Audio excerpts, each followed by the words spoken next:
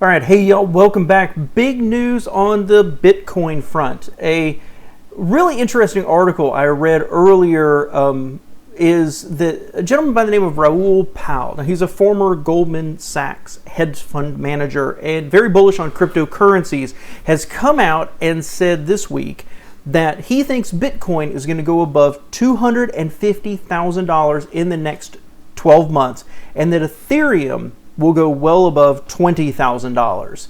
This guy has a long history. He's the executive officer, and I think he's the founder of Global Macro Investors, and also co-founder of Real Vision Financial, if you know any of that.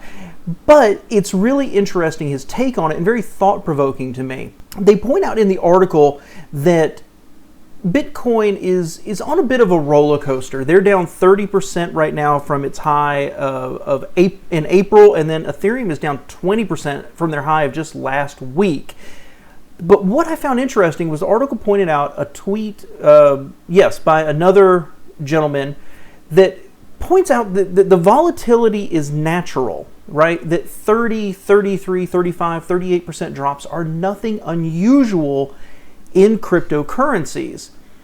Now, if you've watched any of my videos, you know I'm not bullish on cryptocurrencies. I do think that we're going to get to a cryptocurrency, but the speed of the transaction process and the adoption rate of using, say, Bitcoin even as a currency, I just don't feel what we see right now is going to be the one.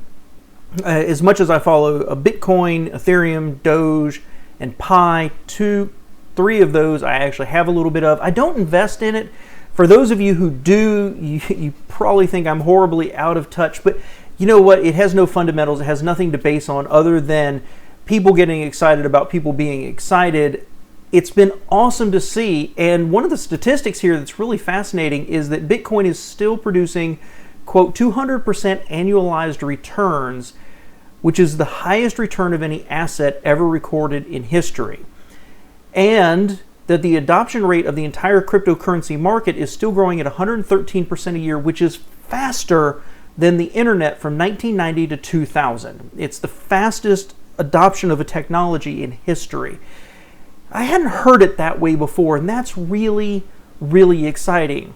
But when you're talking about Bitcoin being in the, $40,000, $50,000 range, it's hard to imagine $250,000. So honestly, if you don't like that I'm maybe not a skeptic, maybe that I'm just on the skeptical side of everything, hey, I'll provide my Bitcoin address down below. Feel free to send me a little bit, tip me, you know what, $1, whatever, a Bitcoin. Feel free to send me one.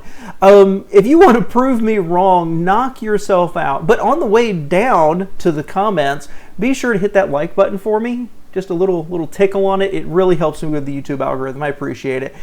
But this is a really interesting article. I love reading people who are super, super bullish on it. And I love people who talk about it intelligently, not just, oh my gosh, it's going to go up to 70,000 and I'm going to make a fortune. Well, why? That is a bubble. That's a Ponzi scheme, is what it is. But the people who are looking at it from a transaction aspect, or from the fact that the blockchain can handle contractual level data securely, that's pretty interesting, but it still doesn't sell me on Bitcoin or Ethereum.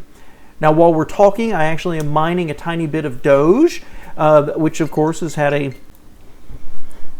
up and down year as well. And Elon Musk is out there busy playing with the cryptocurrency markets of, I love them, we're going to accept them, oh no we're not, it's environmentally bad. So what's going to happen, nobody really knows.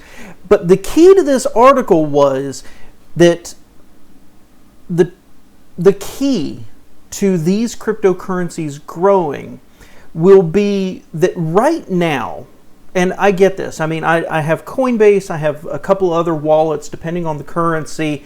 I want to put everything in one, but it's a little funky, right? You have to be into cryptocurrency to know what to do and how to handle cryptocurrency, much less trying to mine it instead of just buying it off of somebody else. these are like banks, but they're not. And so I don't want to say they're techie, and I think there's a lot of people who really get into it and are comfortable going and setting up an account, say with Coinbase or something like that, to receive or send. But what'll bring it more mainstream is this silver bullet, really, of having a cryptocurrency exchange traded fund, like a mutual fund, an exchange traded fund. There's one that they believe, in this article, they said they believe it'll be approved by September. And that will allow average everyday investor money to pour in, and that could explode Bitcoin. Is it true? I'm not really sure. I'd love to know your thoughts. If you're big on cryptocurrencies, let me know.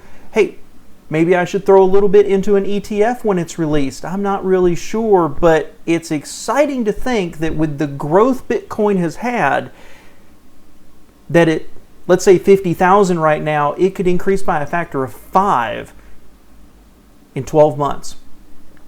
That's big news, guys. We need to keep an eye on it. So stay tuned.